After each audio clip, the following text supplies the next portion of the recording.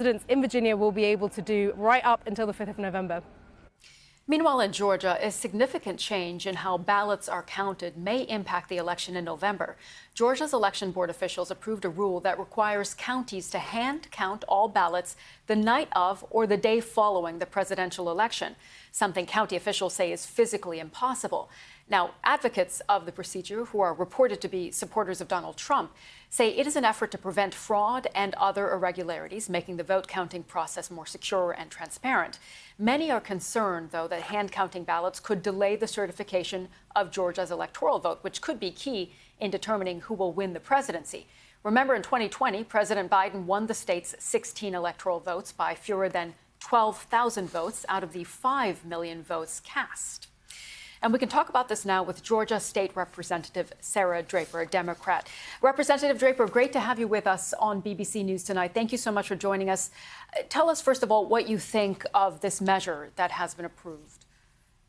Well, it's another attack on our election systems here in Georgia. I mean, you have to understand the context in which this is happening. The state election board, which today passed this rule, is an administrative body that in the past has been fairly nonpartisan and non-controversial.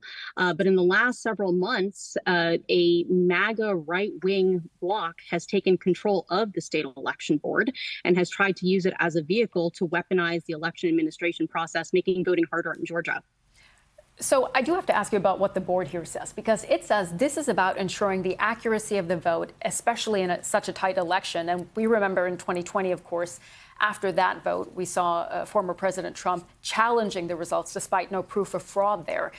The hand counting of ballots, could that prevent such confusion?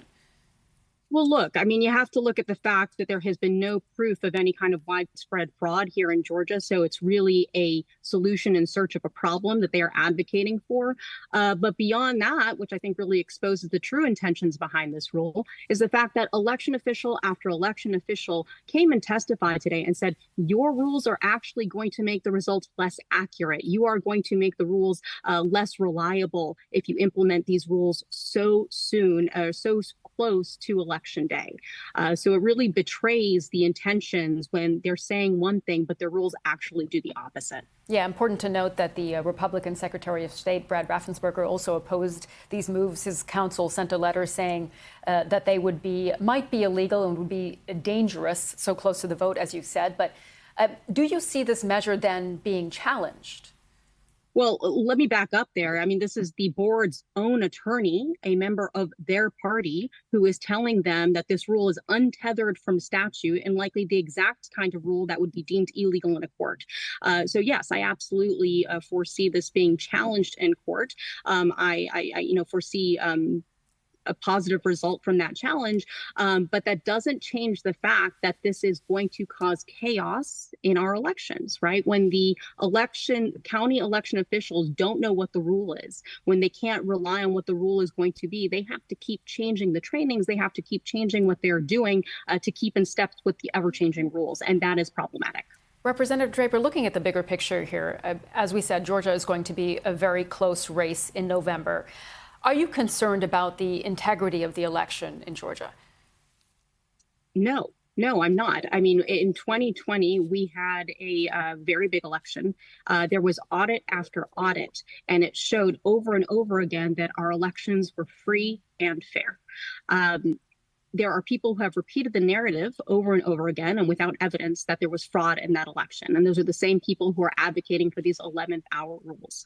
But no, I have every reason to believe that our elections will remain free and fair. What about concerns that you might have county officials who won't certify the results? Is that a real possibility? I think the state election board is inviting that possibility. And I think there are members of the far right that are also inviting that possibility. We have 159 county election boards here in Georgia. Each one of them will have the option whether they stick with their mandatory duty of certifying this election or if they will go rogue and try to delay or stop the certification of the election. And right now you have election officials that are asking them to do exactly that, who are aligned with Trump. Representative Draper, if we again look at the bigger picture and what this might all mean for the country on November 5th, I mean, what do you think is the precedent that is set here if this measure is allowed to go through?